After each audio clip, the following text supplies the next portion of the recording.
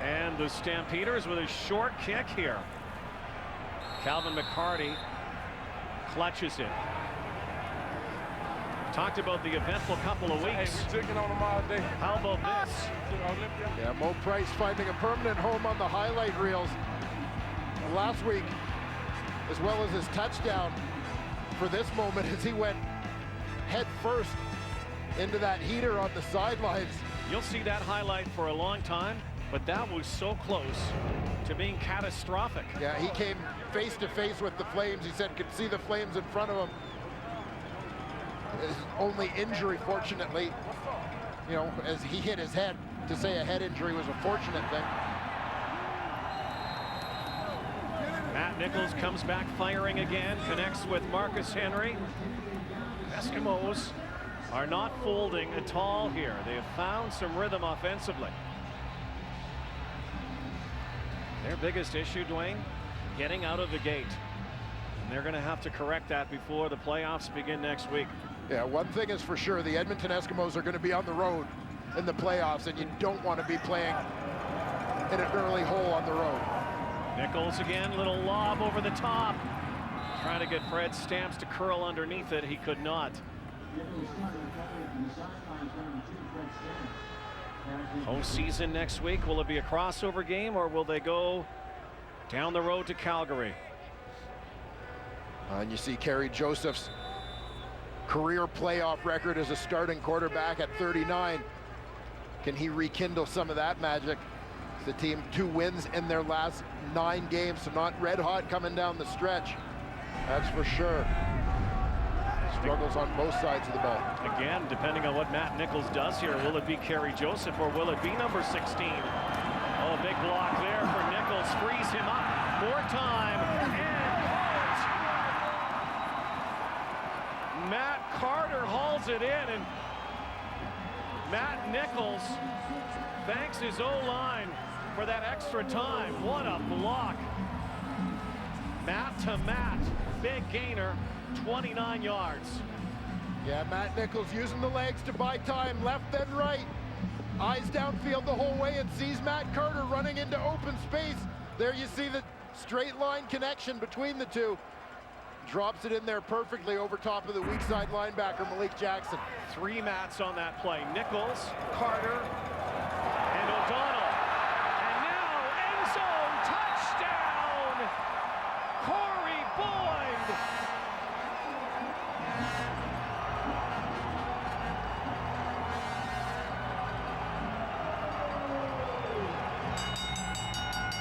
I'll tell you what, Rod. CB28 doesn't have the same ring as CB3 did in Toronto, but he looks like the same guy for the first time since he got to Edmonton. Absolutely. This is what number 28 used to do when he wore a different uniform, double blue. Did it a lot. Corey Boyd is back. So are the Eskimos in this game.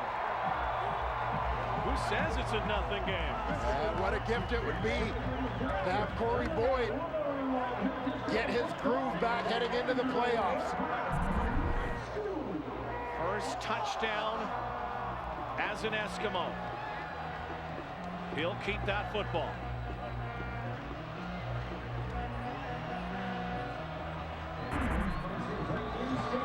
The leading rusher in the league at the time of his release by the Toronto Argonauts.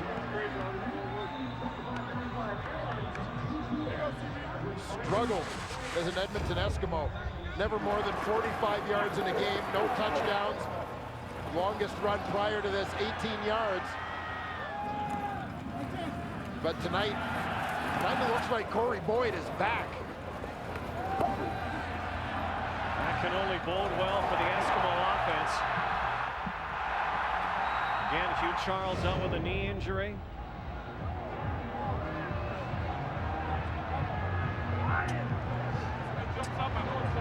Man in the tinted visor. Corey Boyd finds end zone again. A 3-point game again, final minute, 3rd quarter. Larry Taylor. Brought brought down there by Mike Cornell. So John Cornish 3 yards away from making history. This has been a lot longer tote meter than we would have anticipated, counting down the yards. He only needed 50 at the beginning of the night. You would have probably said might have happened first quarter, early second. Needs to get to the 36-yard line. And John Cornish has done it. With a bag. John Cornish has run past one of the greatest Canadian running backs of all time. And his day appears to be done just like that. Cornish heads to the sidelines for a well-deserved rest. What a fantastic year this young man has had. Normie Kwong, move over. There is a new all-time single-season leader for Canadian running backs. His name is John Cornish.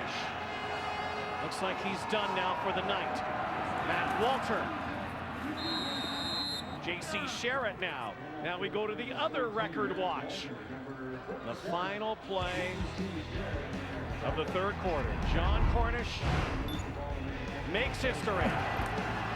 Eclipses the mark of a longtime legend. A 56-year-old record is no longer. John Cornish is now number 1.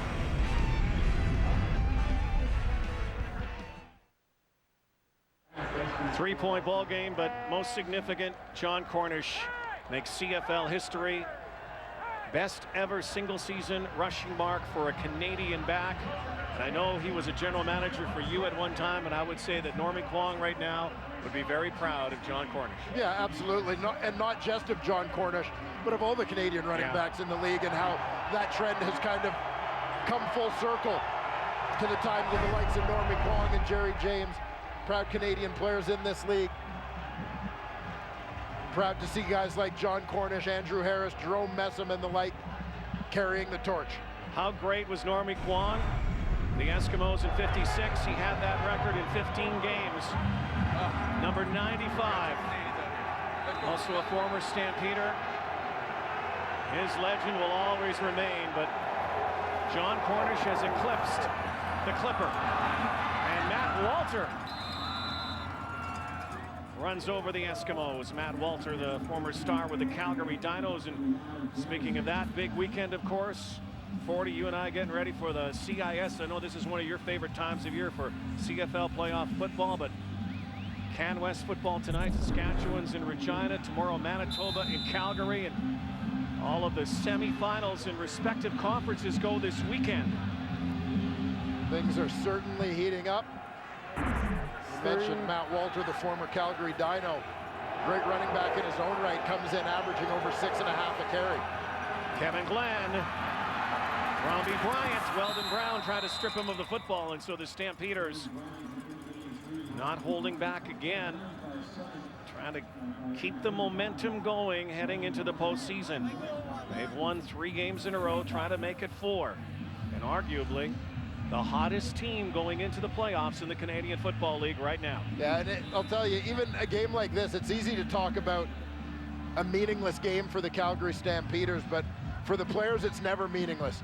You want to go in hot, you want to go in with confidence, and remember, for Kevin Glenn at quarterback right now, he's playing for a starting job potentially in the postseason. Over the top. Joe West can't hang on. Kevin Glenn knows he had him. West knows he had a touchdown. That's Kevin Glenn's first incompletion since coming into this ball game here in the second half. Yeah, timing was perfect. The defender, Sherritt, slipped on the play. Took that outside bite as Joe West broke back to the inside. And he may have been thinking 6 before he was thinking catch. Kevin Glenn, 12th year, star at Illinois State, native of Detroit. Never won a Grey Cup. Zips one in. Bryant sidesteps one and another, and then Fumbled football, stripped by the Eskimos. Brandon Lang has it. It didn't look like Robbie Bryant was down. And the Eskimos force the turnover.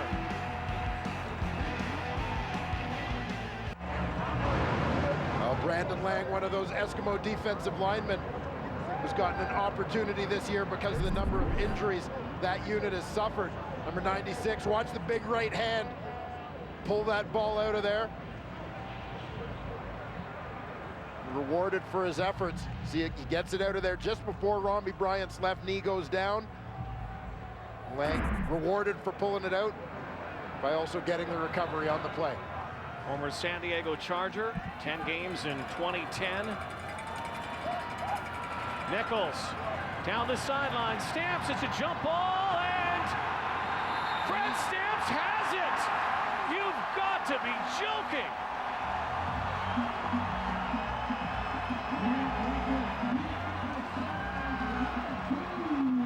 Well, how bad did Fred Stamps want this football?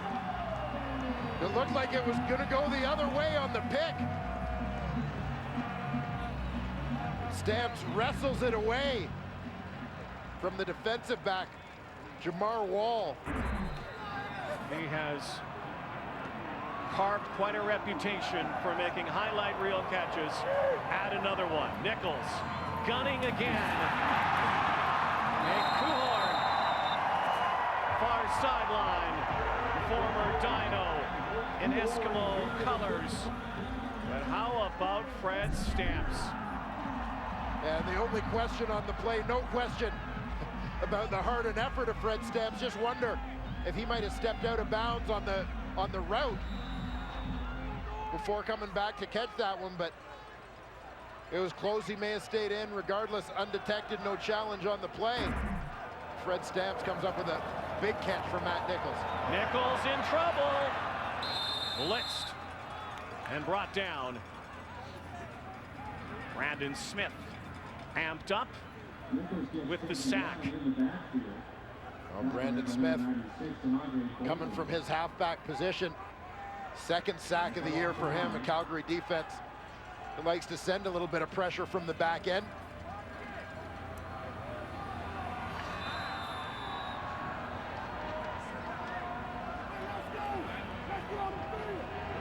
Well, all the talk before this game, Matt Nichols just getting a chance to play. Is this guy doing enough to maybe become the starter? Where the Eskimos play next week. Over 300 yards passing already. Stays in the pocket again. It's collapsing. Tosses it out. Kuhorn. 2nd and 19. Just past the initial line of scrimmage. So now Grant Shaw will come out. A chance to tie this game. I'll tell you, they don't get the first down, but this play gives you an indication of how comfortable Matt Nichols is getting in that pocket. Great poise, pressure closing on him, but hangs in there, progresses through his reads before hitting that check down to Kuhorn. Shaw missed from 40 earlier. Another one from right on the 40-yard line. Kick is up, and it is good. The Eskimos have come all the way back. Tie ball game. Focus is on the other JC. Sherritt. 1 to tie, 2 to break. Calvin Tiggle's 18-year-old record.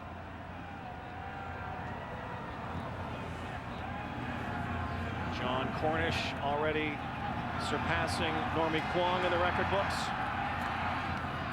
But we've got a game right now, 27-27. Dwayne Ford, Calvin Tiggle. Absolutely. Great defender. Yeah, I had the opportunity to play both with and against Calvin Tiggle. We were teammates back in 1994 with the Toronto Argonauts. His first year in the CFL, Calvin Tiggle quickly made a name for himself, much like JC Sherritt.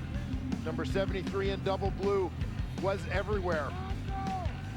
Not just the physical skills, but the heart of a lion, one of the toughest guys, best leaders I ever played with.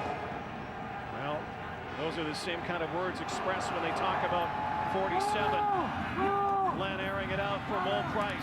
What a night he's had. What a couple of weeks he's had. And again, here's two teams already have playoff spots secured. You say it all the time. There is no nothing game. There is always something to play for. Certainly for the Eskimos. Next week's fate still to be determined. But both of these teams are not coasting into the postseason. No, not a chance. And yeah, I think a lot of it has to do with what's going on with the quarterback situation for both teams. And Calgary guys are competing to see who plays. And Matt Nichol doing the same for Edmonton. Glenn, right through the gloves of Jabari Arthur. My bad, says 81. Yeah, there is absolutely no way to sugarcoat this one. Jabari Arthur just plain took his eyes off the football.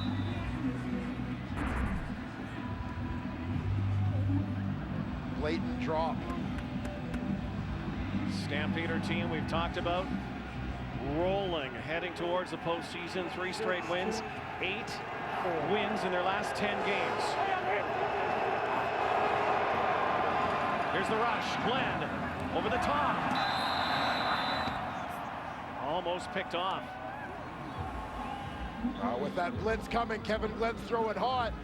Needs his receiver, Chris Bauman, who's taken the whole shot there to get his head around in a hurry. Break it in and get there. An Eskimo team that has 27 picks this year. Ridiculous number. Joe Burnett leads the CFL with 6 interceptions, a number of players with 5. No picks yet tonight. 9 minutes to play here, 4th quarter. Final game, regular season for both these teams. Their 4th meeting. Stamps have won the first 3. No yards on the play. Joe Burnett covers. 9:02 to go on Wendy's Friday Night Football.